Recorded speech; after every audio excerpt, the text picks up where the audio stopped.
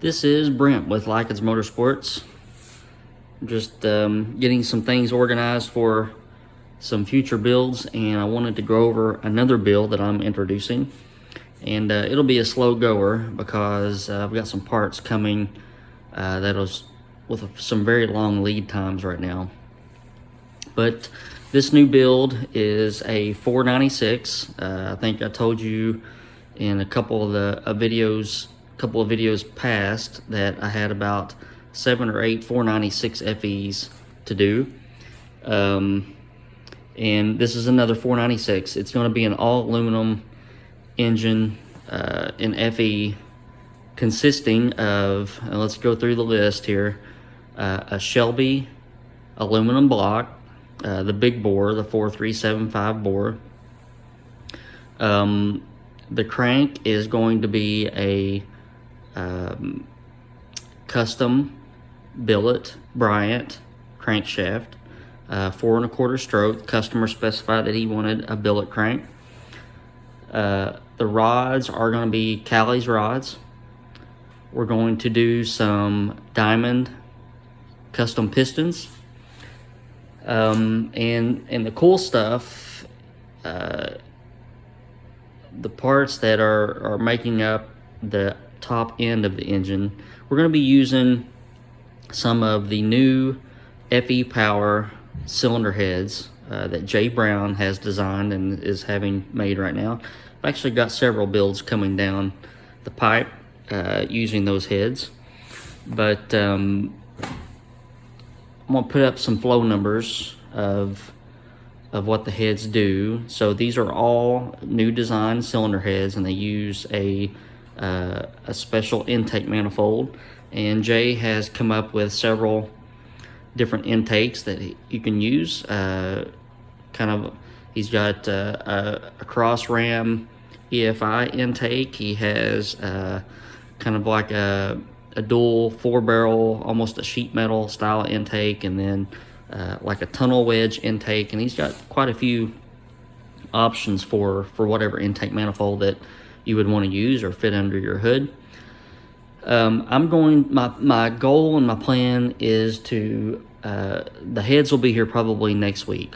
So I'll be able to show you that in person, and I may just go ahead and hook up a Zoom or a video interview of Jay Brown so he can go over some of the highlights of the heads. But here's the flow numbers on the heads, and as you can see, they are way above what we normally see from an out-of-the-box cylinder head. I use a lot of the trick flow stuff. They go, 330, 340 when we port them. They're 350, 360. This is essentially a 415 to 430 CFM cylinder head. I did use some custom Ferrea titanium valves, and if I remember correctly, they are 2300 intake and I think a 167 exhaust. I'll have to double check on my notes on that. But the heads perform very, very well. I'm interested in seeing how they do. They come with a proprietary rocker arm design that Jay come up with. And for this build, I partnered with my contact at Bullet Cams, and we're going to use a fully custom billet core round lobe camshaft that will allow me to really dial in the cam specs to what I need them to be. So we're going to have a lot of 50,000 duration. And these heads are, they like lift, so this is going to be kind of a straight strip engine, but we're going to be sitting at around 800 lift at the valve. And I worked over some lobes with my Bullet contact there, and we came up with some lobes that would work well in a street application with high duration and high lift, and something that won't beat the valve train up, and something that won't require a lot of spring load. So We're looking at probably around 250 seat and 600, 650 open, which is pretty mild for a big fat solid roller cam like that. But that's the way that technology is coming along.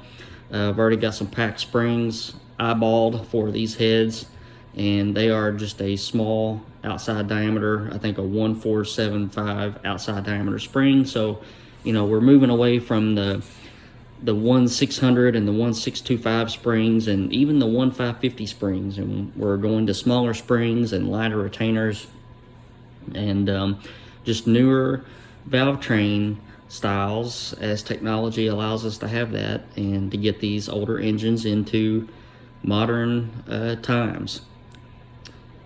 Let's see, what else can I tell you about it. We're going to be running about 11-to-1 compression. Yeah, so some cool stuff. I plan to the intake manifold and the fuel injection system is pretty in-depth, so the goal is for me to assemble everything but the intake manifold here.